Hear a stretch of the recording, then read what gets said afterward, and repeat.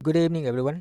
आइए सबसे पहले मैं आज के ट्रेड को एक्सप्लेन कर देता हूँ, उसके बाद हम देखेंगे कल हम क्या कर सकते हैं, कल के लिए हमारा क्या प्लानिंग होगा निफ्टी बैंक निफ्टी को लेकर, एंड कौन कौन से स्टॉक होंगे जो हम कल के लिए देख सकते हैं। ओके सो गाइज, आज का जो हमारा ट्रेड है, आज हमने 23,250 का कॉल को बाई किया था और आप देख सकते हो इस वाले कैंडल पर हमारा यहाँ पर एंट्री बना और यहाँ पर ये जो रेड लाइन देख रहे हो इसका थोड़ा ऊपर ही था। यहाँ पर एक्चुअल में टोटल 5 रुपये का यहाँ पर मेरा 5 पॉइंट का स्टॉप लॉस था और इस वाले कैंडल पर हमने इसको एग्जिट कर दिया। लगभग 16 पॉइंट कैप्चर करते हुए हमने इसको एग्जिट कर लिया। सो 1:3 हमें मिला है आज के इस ट्रेड में।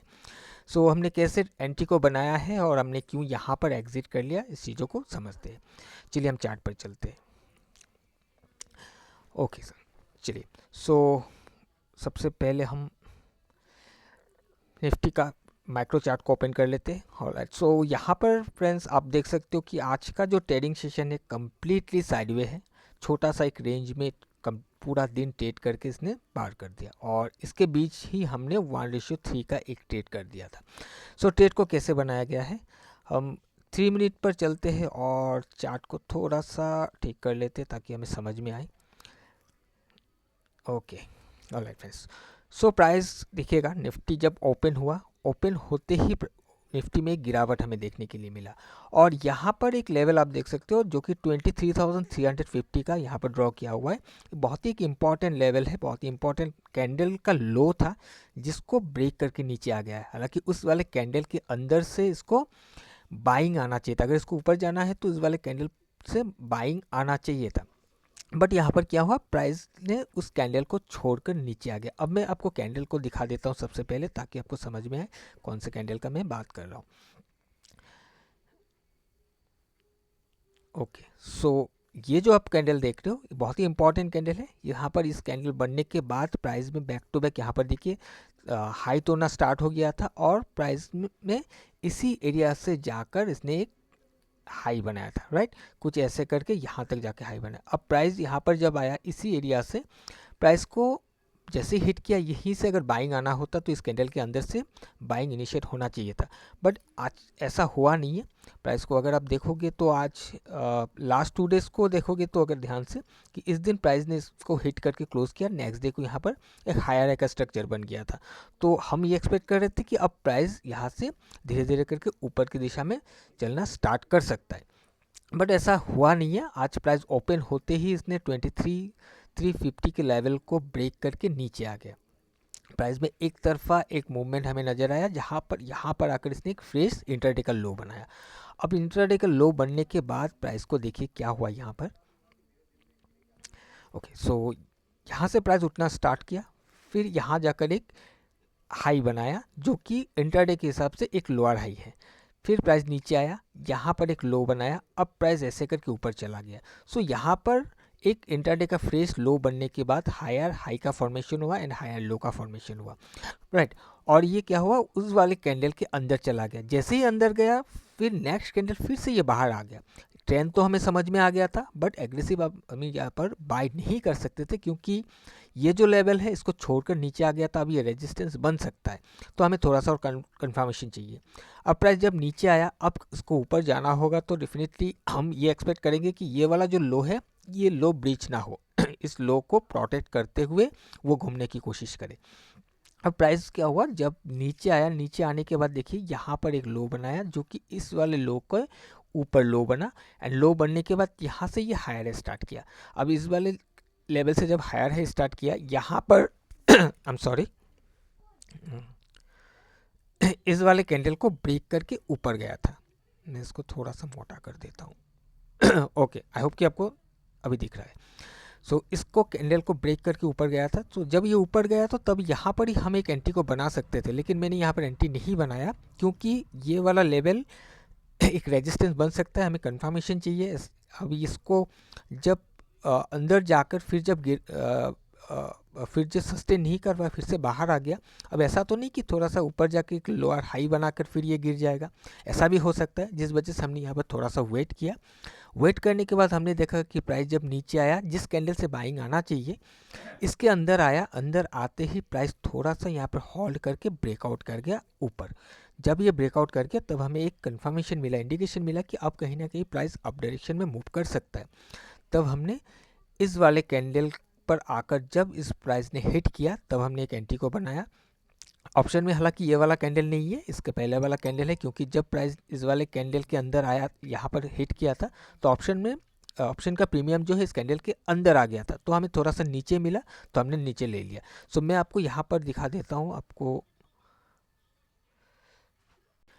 ऑलराइट, सो यहाँ पर आप देख सकते हो कि जो एंटी कैंडल है वो यहाँ पर है और एग्जिट यहाँ पर हुआ था, राइट। सो यहाँ पर मैं आपको दिखा देता हूँ कि जो हमने इंडेक्स के चार्ट पर जो देखा था, जिस कैंडल पर हाई पर एंट्री बनना चाहिए था, वो ये वाला कैंडल है। इस कैंडल के हाई पर जब प्राइस आया था तब तक आप देख सकते हो प्रीमियम जो है इसके अंदर आ गया था, तो हमें थोड़ा नीचे मिला, जिस वजह से हमने इस वाले कैंडल को यूज़ किया और इस वाले कैंडल के हाई पर हमने एंट्री को प्लेस कर दिया, एंट्री ले लिया। जब ये रेड कैंडल हिट करते ही ऊपर क्लोज हुआ, हमें इंडेक्स में भी दिखा कि वो कैंडल हिट करके ऊपर क्लोज हुआ, हमने ऑर्डर प्लेस किया, नेक्स्ट कैंडल में हमारा यहाँ पर ऑर्डर एग्जीक्यूट हुआ और फिर वहीं से प्राइस ऊपर चलना स्टार्ट हुआ। इसके नीचे हमने स्टॉप लॉस को प्लेस किया था और यहाँ पर इस वाले कैंडल पर हमने इसको एग्जिट कर लिया था, राइट। सो एग्जिट करने का जो रीज़न है वो क्या है, मैं आपको वो भी दिखा देता हूँ यहाँ पर।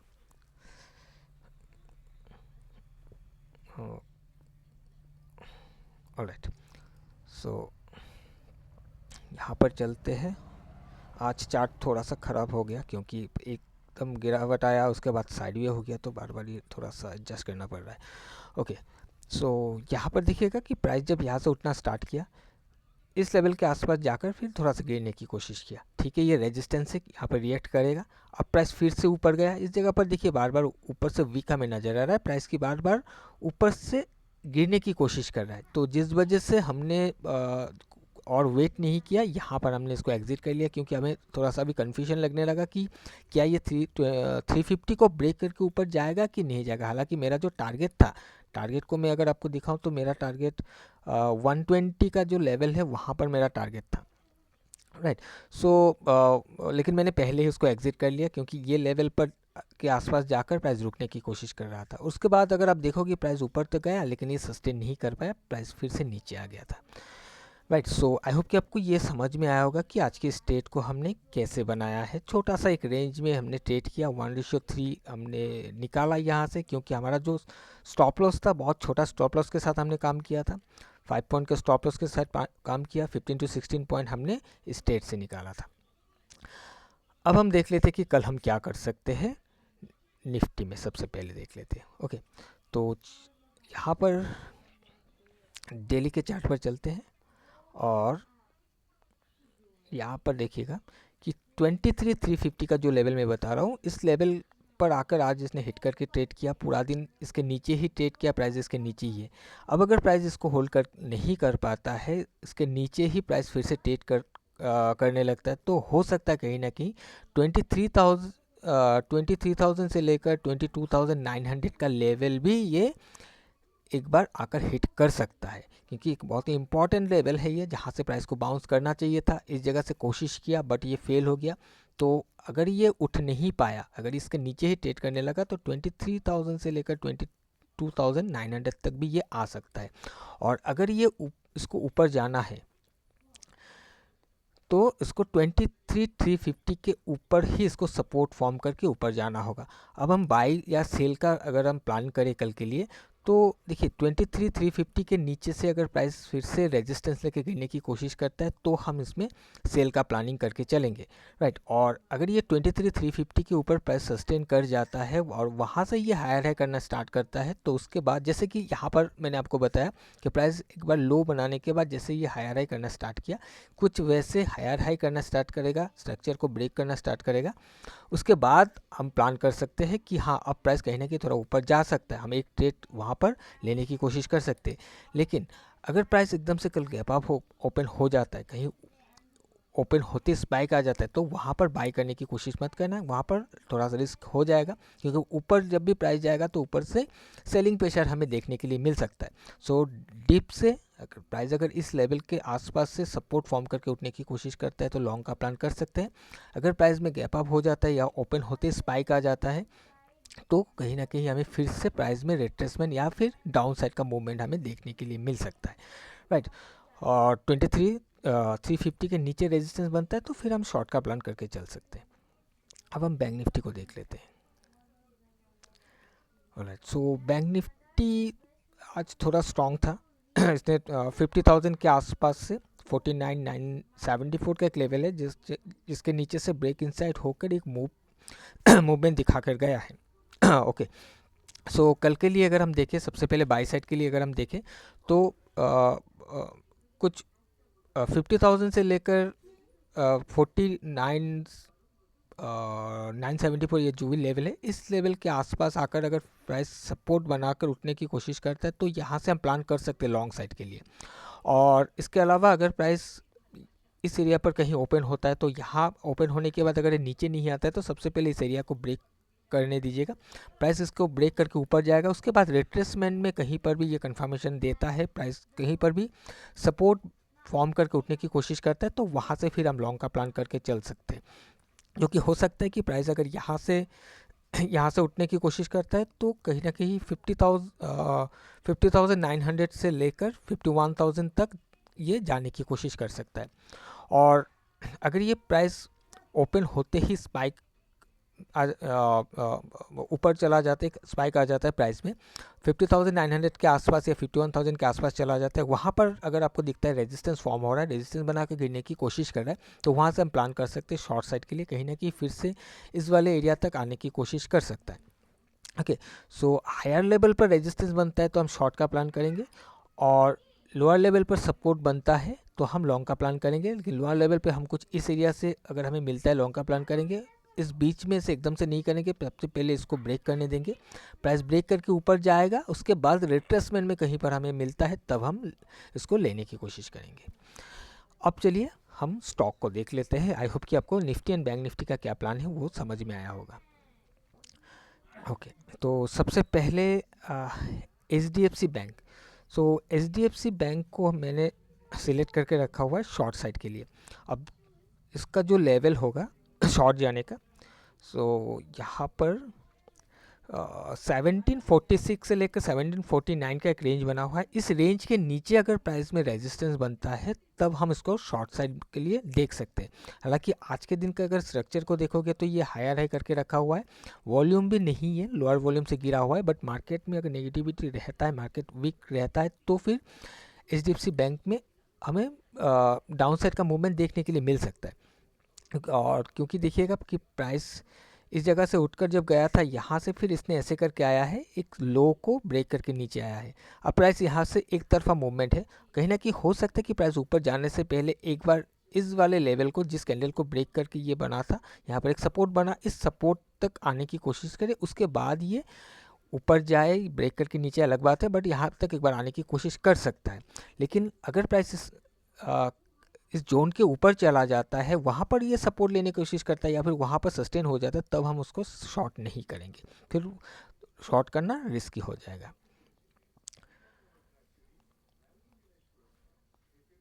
उसके बाद है आयशर मोटर। सो आयशर मोटर मेरे पास है शॉर्ट साइड के लिए। आयशर मोटर को अगर आप देखोगे तो काफ़ी दिनों से यहाँ पर आयशर मोटर कम्प्लीटली एक रेंज पर ट्रेड कर रहा है, प्राइस ऊपर जा रहा है, नीचे आ रहा है, इस एरिया पर जा रहा है, फिर से गिर जा रहा है, फिर ऊपर जा रहा है, फिर गिर रहा है, फिर ऊपर जा रहा है, फिर गिर रहा है, फिर देखिए एक रेंज पर ट्रेड कर रहा है। और यहाँ पर प्राइस में आज एक लोअर लो का स्ट्रक्चर बना हुआ है, वॉल्यूम भी बढ़ा हुआ है। सो इसको अगर हमें शॉर्ट करना है तो 4901 से लेकर 4915 ये एक रेंज है, यहाँ पर आप देख सकते हो। इस रेंज के नीचे ही अगर हमें कंफर्मेशन मिलता है तभी हम शॉर्ट कर सकते हैं, या तो इसको हिट करके रेजिस्टेंस बनाए या फिर इसके नीचे कहीं पर रेजिस्टेंस बनाकर गिरने की कोशिश करें, तो फिर हम शॉर्ट साइड के लिए देख सकते हैं।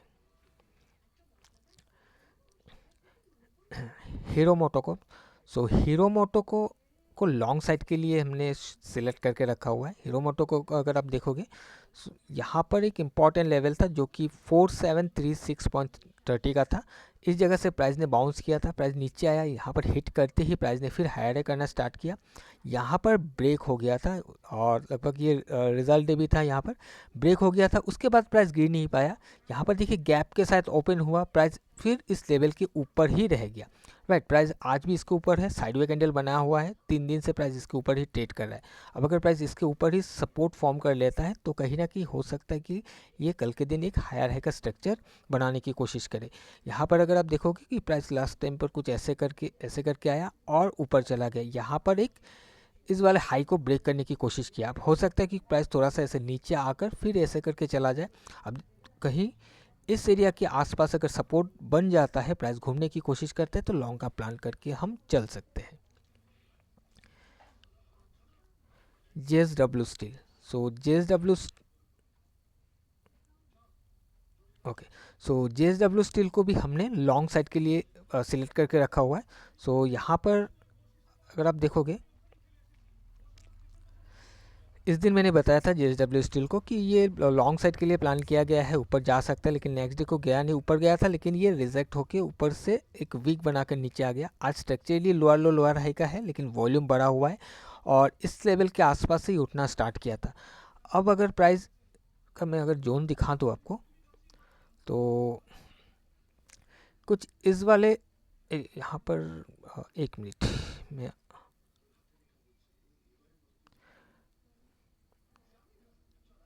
ओके।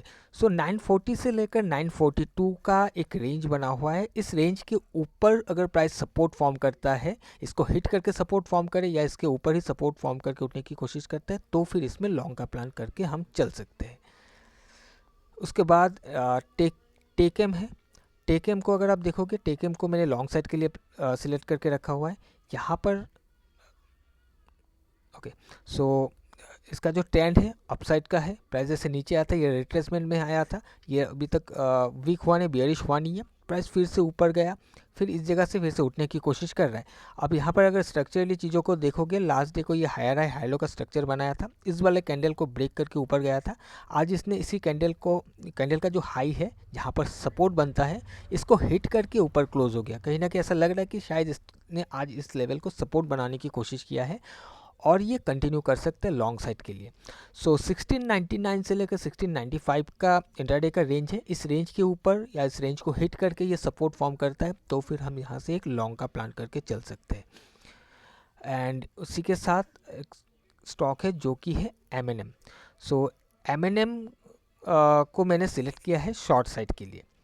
सो M&M का जो लेवल है 2955 से लेकर 2949 या फिर 50 का लेकर आप चल सकते हैं। इस लेवल के नीचे से अगर नीचे ओपन होकर नीचे रेजिस्टेंस बनाता है या फिर इसको हिट करके रेजिस्टेंस बनाता है, तो हम शॉर्ट साइड के लिए देख सकते हैं। कहीं ना कहीं जिस कैंडल को ब्रेक करके गया था, यहाँ तक आकर ये सपोर्ट लेने की कोशिश करता है, क्योंकि यहाँ पर इसको सपोर्ट यहीं पर मिलना चाहिए। इसको यहाँ पर अभी तक आया नहीं, उसके बाद ये घूम सकता है। तो वॉल्यूम कम है तो थोड़ा सा गिरने में तकलीफ हो सकता है, क्योंकि गिरावट में कुछ खास वॉल्यूम नहीं है।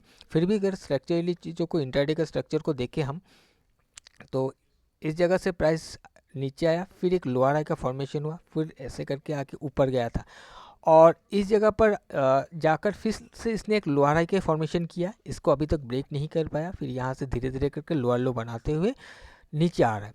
तो प्राइस 2955 2940 इस रेंज के नीचे कहीं पर भी रेजिस्टेंस बनाने की कोशिश करता है, तो फिर हम शॉर्ट साइड के लिए प्लान करके चल सकते हैं। पर प्राइस अगर इसके ऊपर चला जाता है, तो फिर वहाँ से हम शॉर्ट नहीं कर सकते। राइट।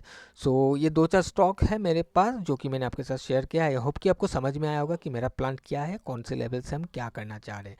अब अपने हिसाब से भी एक बार एनालाइज जरूर से कर लीजिएगा। ऐसा नहीं कि मैंने बताया तो स्टॉक वैसा ही चलेगा, क्योंकि मैं गलत भी हो सकता हूँ। ये जस्ट मेरा हाइपोथेसिस है कल के दिन के लिए।